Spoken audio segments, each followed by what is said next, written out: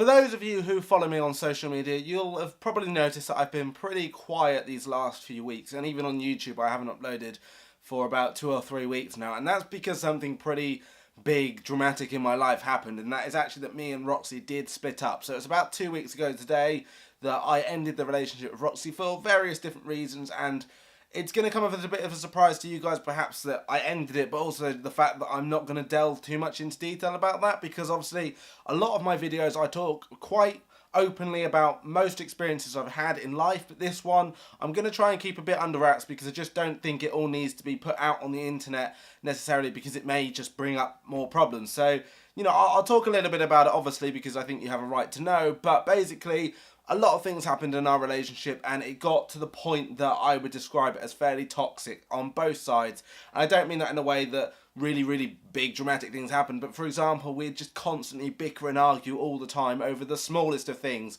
and people would notice it and would get so many other people involved in our relationship and nothing stayed private, and it just became this big, and I guess that's kind of funny me putting this video out, but nothing really seemed to go right in our relationship for quite a while. So it got to the point that something had happened and I just said, you know what, I cannot do this anymore. I cannot have this relationship anymore, and I ended it. And it was there and then I just said, look, we can't be together anymore like this.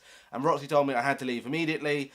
And so I did. I went to a hotel and I cried my eyes out that night, and I was, struggling to breathe and everything. It was horrible. I was absolutely adamant that that was it. There was no going back for us. And I spent about a week in hotels. I went up to my parents for a night. I went up to where my brother lives to try and sort out housing. I literally drove 100 miles to go all the way up to speak to someone for about 30 minutes. And then I drove 100 miles back again to Reading to stay in a hotel again in Reading. And it was such a chaotic week for me. But even though it was an unintentional break, because obviously we are now back together, it was what I needed, it's what we needed, we needed to be able to reflect on things. And like I said, it was unintentional because when I split up with Roxy, that was it. I thought, well, that's it now, there's no going back, we're not getting back together, and I need to be, civil about this, we both need to be civil about this, and we need to arrange contact with the children, things like that. But that was where my mind was at, really. But obviously, a lot can change in a week, a lot can change in a day, I suppose. I was able to reflect a lot on things, and certainly when Roxy started to admit to me the problems that she felt she had in the relationship, and I guess her contributing factors as to why it had failed, it made me realise, well, where did I go wrong? Because obviously it's not all Roxy's fault, and I'm not going to talk about Roxy's side of things because that's not fair, it's not for me to talk about. But certainly for me, I realised that I wasn't spending enough time with Roxy, and that's really bad. In a relationship, you need to spend time together. And I don't mean family days out, I'm talking just me and Roxy, just in an evening or a date night, whatever it is. I was just making excuses to go upstairs and be out of the way. And it's not because I didn't want to spend time with her, it's just because I was so used to just spending time on my computer. It's what I've almost pretty much known for a long time when I lived with my parents. That's what I would do. And so I guess coming in and having a relationship, and obviously I lived with my parents a couple of years ago, so it's been a while, but for me, I've never really had a reason to kind of come out of that. And because me and Roxy really struggled to communicate with each other, and that's another problem, is that we never really expressed that it was becoming a problem, so it kind of just, it stayed as it was, and we kind of just accepted this is how things are, and that's not good enough. That's not good for a relationship, that's not good for anything. You need to be able to communicate with people, and obviously we're better at that now, and things aren't perfect. Obviously I don't think anyone or any relationship or friendship is perfect, but things are a lot better than they were. We're more understanding with each other, we understand where each other's coming from, we appreciate that people do need time on their own, but equally people need to spend time with each other too. And actually, if I've got no reason to go upstairs, whether that's I want to play a game or edit a video or make a video like I am now, then really I shouldn't even be upstairs. Unless I'm doing something for a particular reason, I may as well spend that time downstairs with Roxy and the kids and things like that. And obviously I'm not saying I didn't spend time with the children, because I did, but equally if I'm just going upstairs and the kids are, just having 30 minutes downstairs before bedtime and I've just wandered off upstairs, there's no point for that. I might as well just be downstairs. So, for me, I definitely realised that I didn't spend enough time with her, and I realised that some of the arguments were my fault.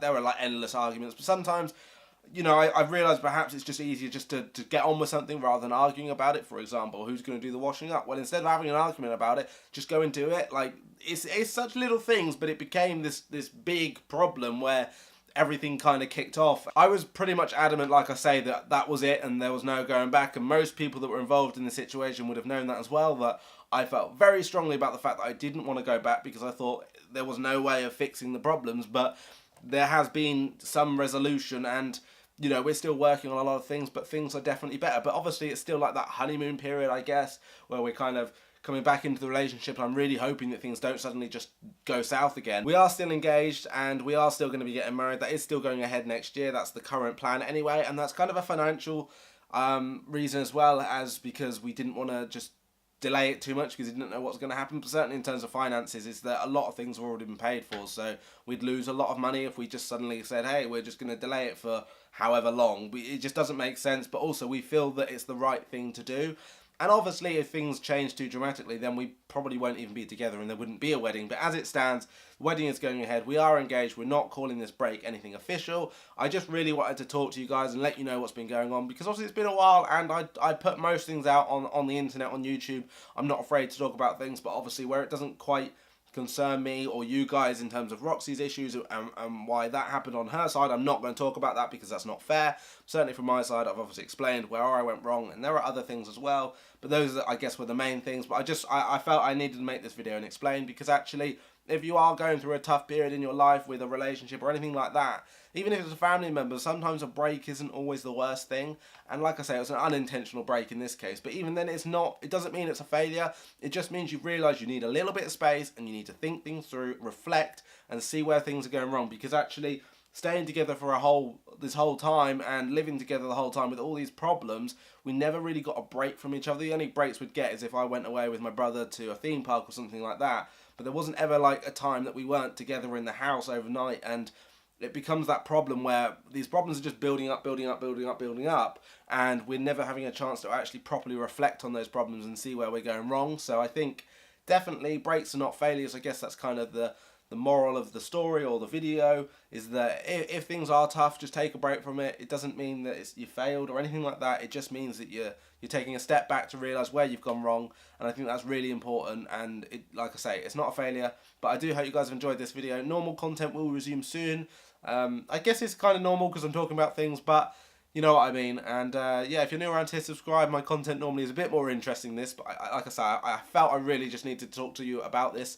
And other than that, leave a like and subscribe, like I said, comment, and I'll see you next time.